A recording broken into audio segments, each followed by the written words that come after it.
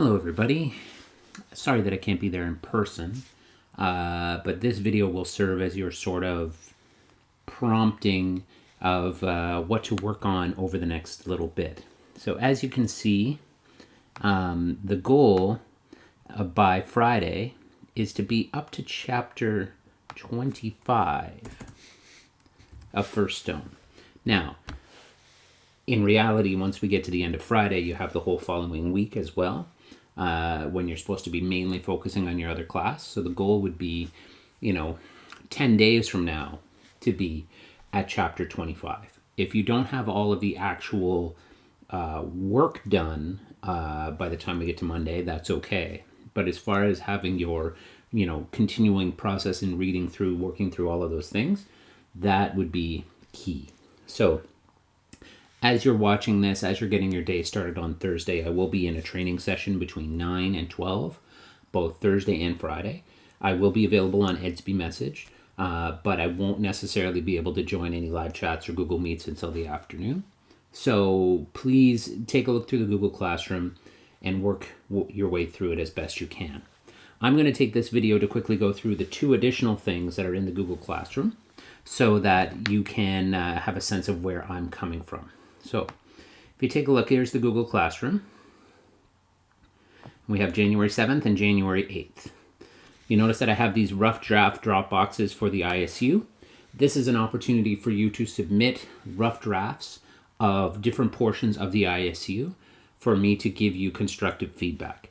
Now, you may have done it in a different order. That's okay.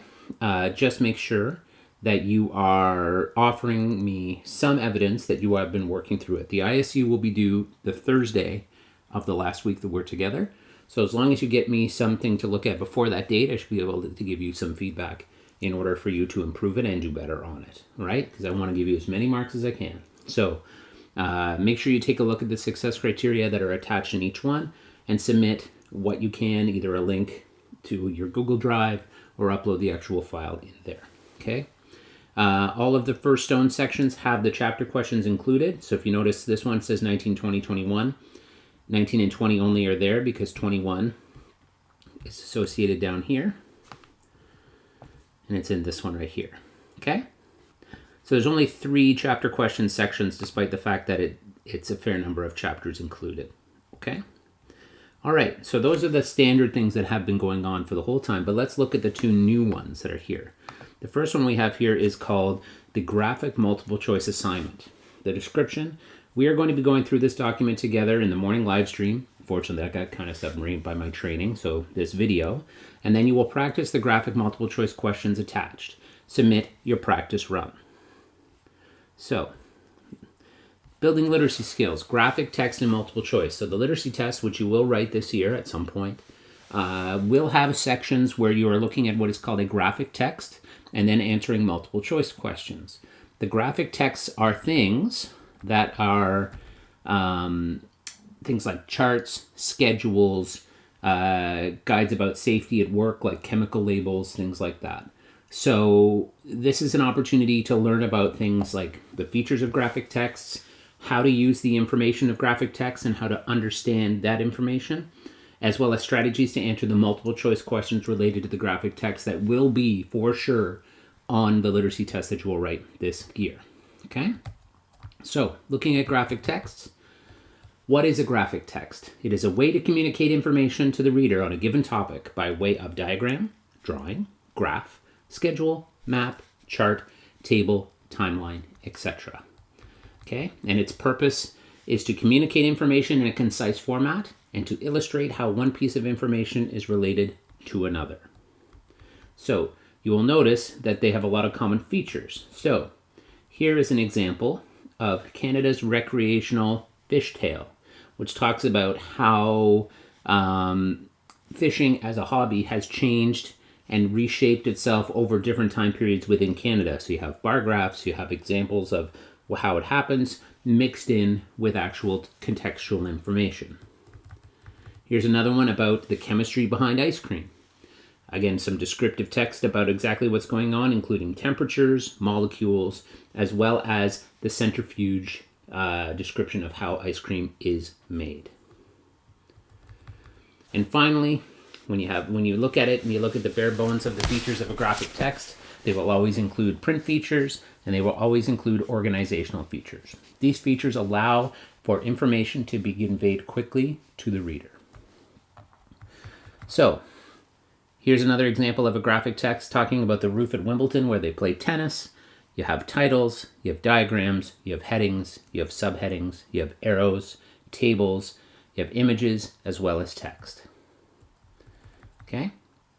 The print features that exist there, you have typeface and size of type, bullets, titles, headings and subheadings, italics and bold. And this slide is nice because it will give you a sense of what exactly those things mean, because there's a good chance that some of the multiple choice questions will make reference to these kinds of features to say, what is the order of the information under or within the typeface of this, or within italics, or within bolded text, okay?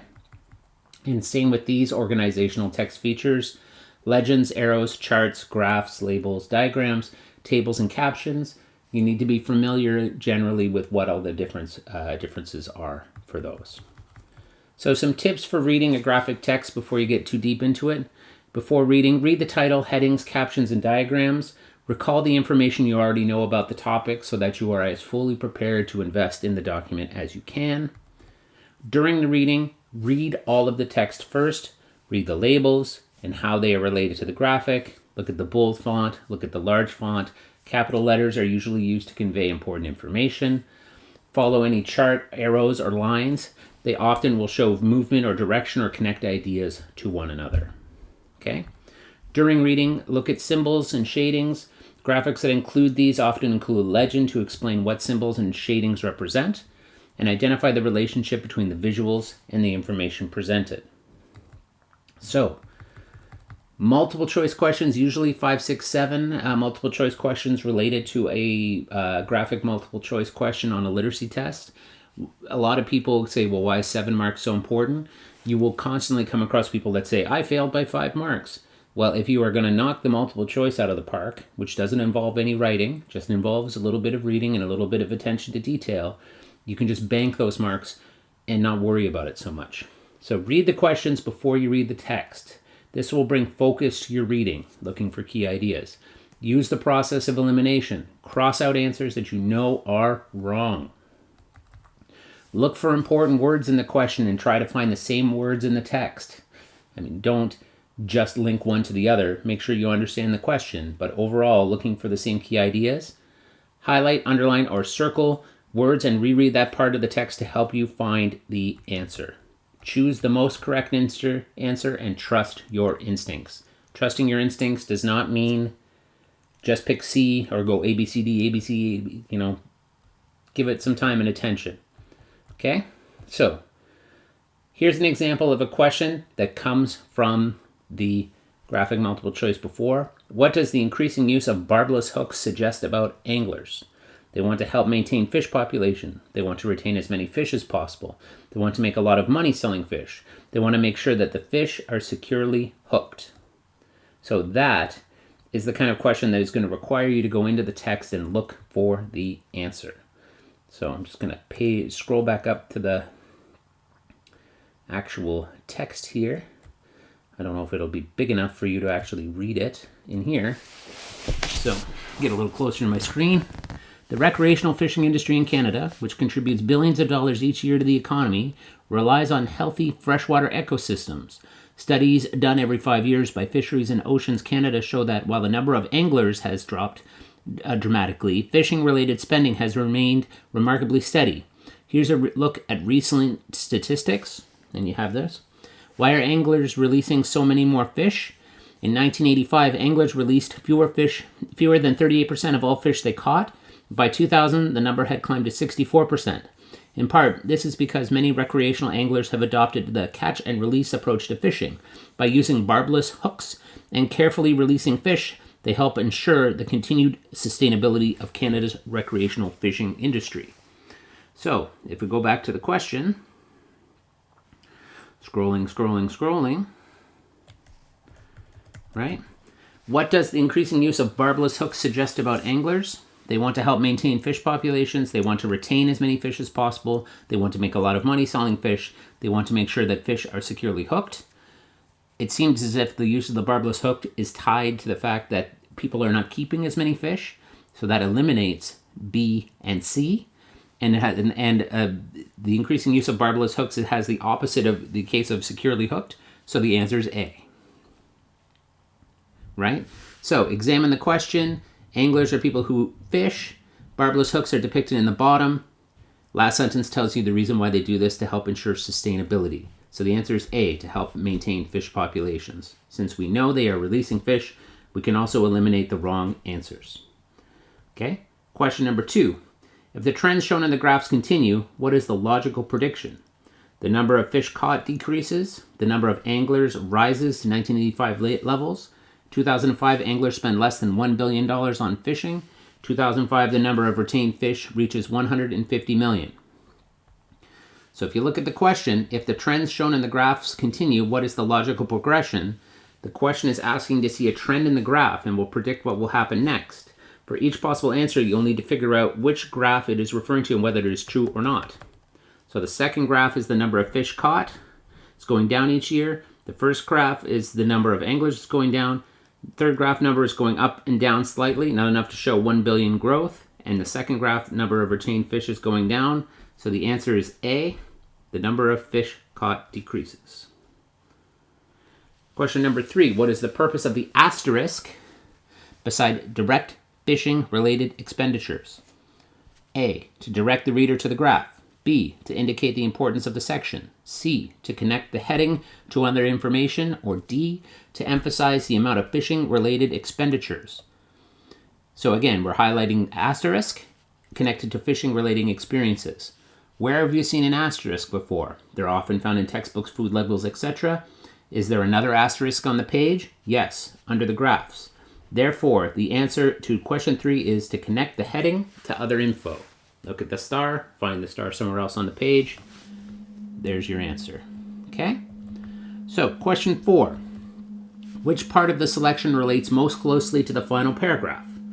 Introductory paragraph, total number of anglers paragraph, total fish caught and retained graph, and the direct fishing related expenditures graph. So, which part of the selection relates most closely to the final paragraph? The final paragraph is about catch and release. So, it gives you statistics about catching and releasing fish as well as an explanation of why they are doing that. Therefore, it relates to the total fish caught and retained graph. The answer is C. Question 5. What is the meaning of adopted as used in the final paragraph? Used, noticed, suggested, abandoned. Okay? First, find the sentence in the selection. Then the sentence is, in part, this is because many recreational anglers have adopted the catch and release program in fishing. Try replacing each possible answer with the word in the question. The last sentence also tells us they were using this method, therefore the answer is A, used. Okay? Question number 6. I need to stretch my legs out here, pardon me. Make sure I'm still on camera. Very good. Okay, so which part of the selection shows that the recreational fishing industry contributes to the economy? The picture of the angler, the total number of anglers graph, the total fish caught and retained graph, the direct related fishing expenditures graph. Right? What does it mean to contribute to an economy? That's when people spend money on goods and services, they are paying taxes, creating jobs, etc. Answers A, B, and C all relate to fishing, which sometimes contributes to the economy. However, it's not explicitly or directly shown. Therefore, it's D, which is talking just about money. So, you need to be generally familiar with the vocabulary that is expected of this grade level. So hopefully words like contributes and economy are comfortable for you. Okay?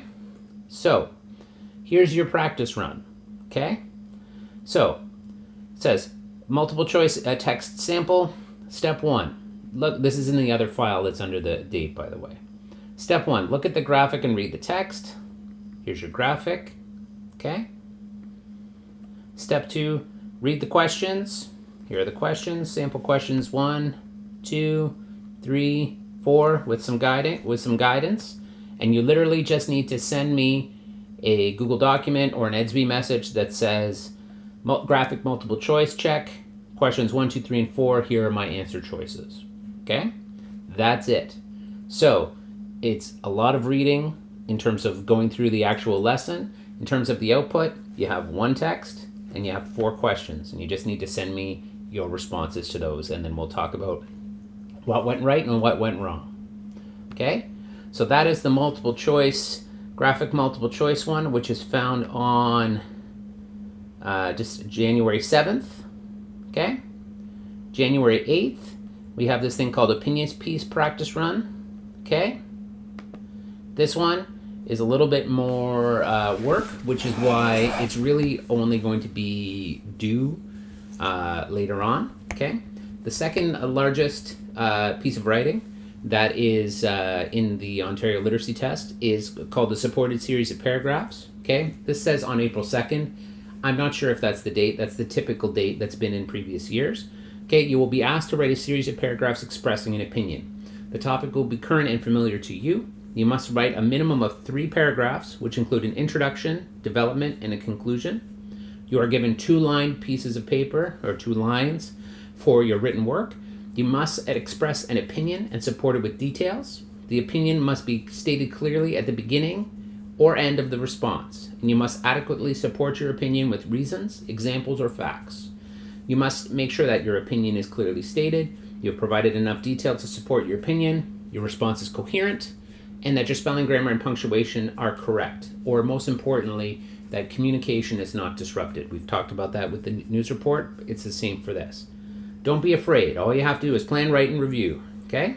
So this example right here, I'm not sure if you can see my cursor, is the example that of exactly what the question is going to look like. So it'll say task, write a series of paragraphs, a minimum of 3, expressing an opinion on the topic below. The purpose and audience is for an adult who is interested in your opinion. The topic, should smoking be allowed in public places? This would be more like the idea that there used to be like smoking sections in restaurants and things like that, right? Smoking in public places is very much reduced now. So the line piece of paper space would be for your written work. And this is exactly how they would construct this argument. State it. Introduction paragraph. I believe that smoking should be allowed in public places. Okay? Or should not be allowed in public places, excuse me. Prove it in your body paragraphs. Point number 1. Secondhand smoke is very dangerous and can cause cancer or other health concerns. Here's your proof. Secondhand smoke is just as dangerous as firsthand smoke. Waiters in smoking restaurants can get sick from the smoke even if they don't smoke themselves. Point number 2. Public places should be clean for all to enjoy. All people have the right for clean air in public places rather than just being nice to a few smokers. Okay? Then you wrap it up. Smoking should be banned from public places so people don't get cancer and can enjoy clean places. You might actually, when you write the whole thing in an actual piece of writing, it might be more detailed than that, so you can go into more detail with each point. But generally, if you have a clear introduction, a clear conclusion, and some evidence in the middle, your mark should be okay. Okay?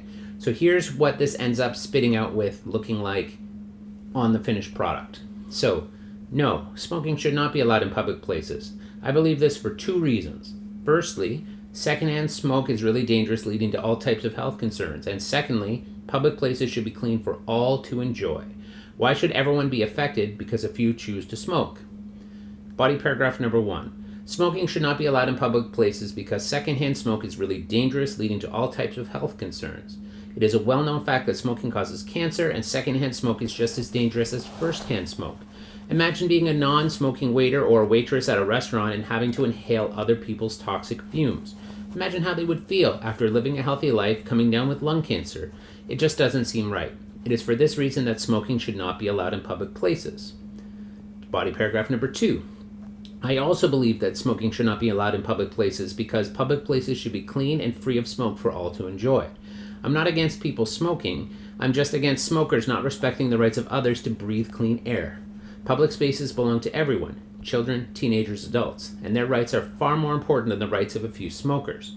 Most smokers I know respect this and go outdoors to smoke. No one smokes in restaurants anymore either, which is a good thing. I never like coming home and smelling like a chimney stack. Smoking in public places has to be banned to protect the rights of everyone. Concluding paragraph.